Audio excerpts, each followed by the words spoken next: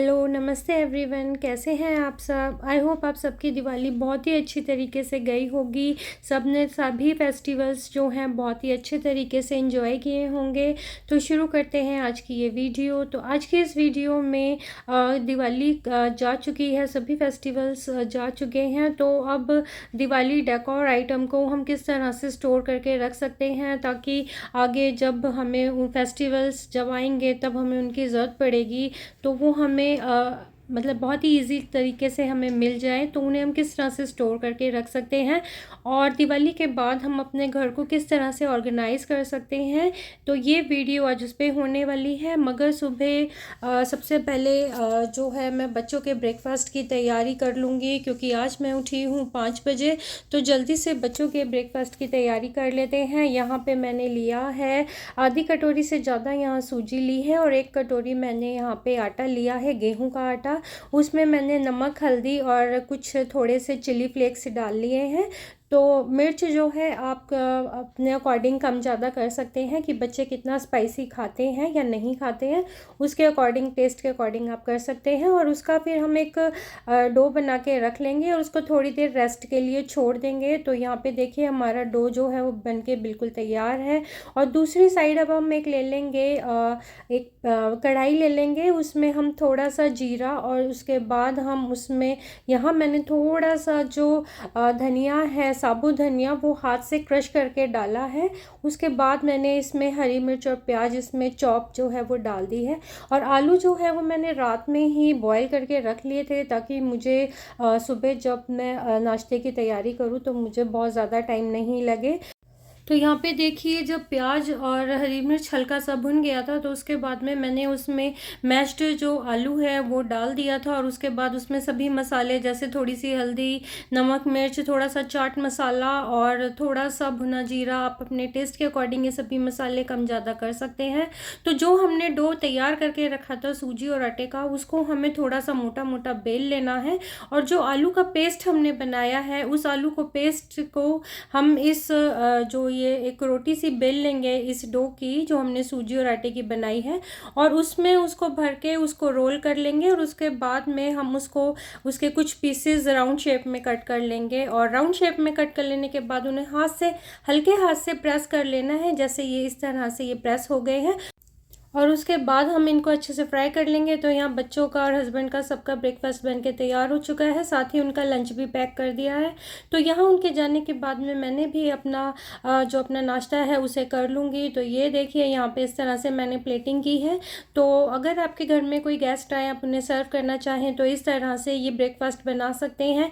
गेहूँ के आटे से और सूजी से बना ये बहुत ही हेल्दी और बहुत ही टेस्टी ब्रेकफास्ट है। तो आप, और साथ में यहाँ पे मैंने बथुए के पराठे बनाए हैं, तो ये चटनी के साथ मैंने सर्व किया है। तो यहाँ पे मैं अपना नाश्ता कर लेने के बाद जो मेरे अब बाकी के काम हैं उनमें लग जाऊंगी। सबसे पहले जो मेरे वॉशिंग मशीन में जो है, मैं लॉन्ड्री में जो वाइट कपड़े हैं उन्हें डाल दूंगी, क्योंकि वाइट कपड़ों को कलर्ड कपड़ों के साथ कभी नहीं डालना चाहिए, नहीं तो उन पे कलर्ड कपड़ों का जो कलर है वो लग जाता है। तो इसलिए मैंने सबसे पहले वॉशिंग मशीन लगा दी है ताकि अपने मैं बाकी काम करती रहूँ और साथ के साथ यहाँ मेरे कपड़े भी धुल जाएं।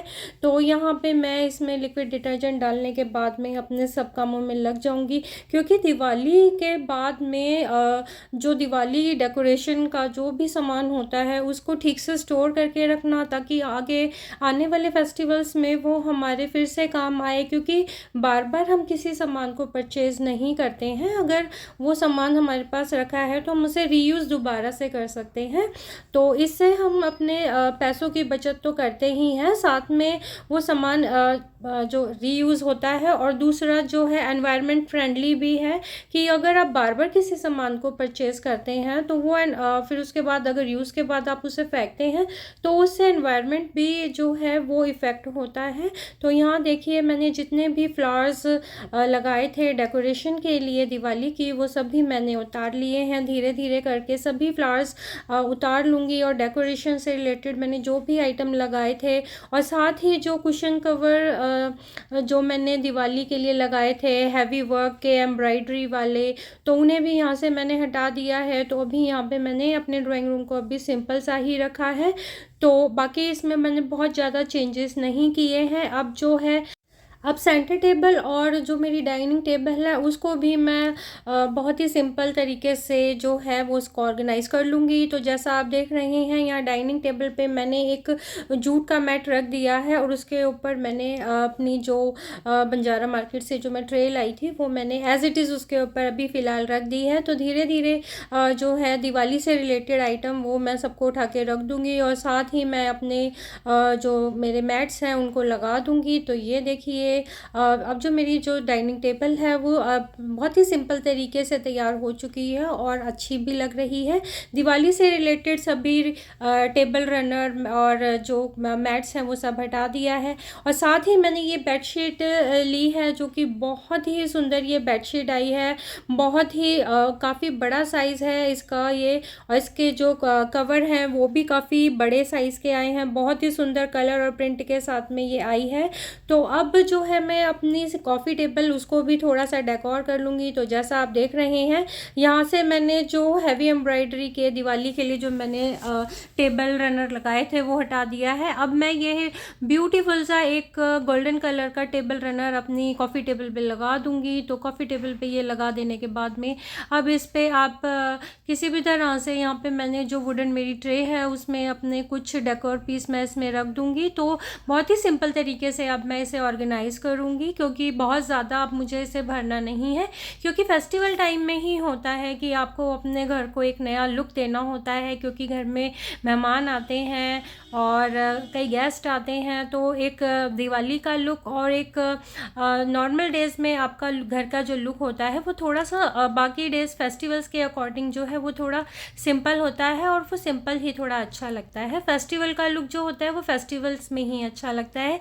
तो ये देखिए यहाँ पे जो है मेरा कॉफ़ी टेबल जो है वो बिल्कुल तैयार हो चुका है, बिल्कुल अच्छे से डेकोर हो चुका है। अब साथ में जो मेरी डाइनिंग टेबल है वो भी बिल्कुल तैयार है। साइड में ही मैं इसके जो मार्बल कोस्टर है वो लगा दूँगी। तो इस तरह से जब कभी चाय कॉफ़ी पीनी हो तो आप यूज़ कर सकते हैं। तो जैसा आप देख रहे हैं यहाँ पे मैंने एक कार्डबोर्ड का बॉक्स ले लिया है। तो इसमें यहाँ दिवाली से रिलेटेड मेरे जो भी डेकोरेशन के सामान हैं उसको मैं इसी बॉक्स में जो भर के रख दूँगी, ताकि मुझे नेक्स्ट टाइम फेस्टिवल्स में जब भी कभी इन डेकोर पीसेस की ज़रूरत पड़े तो मैं इन्हें परचेज़ कर सकूँ।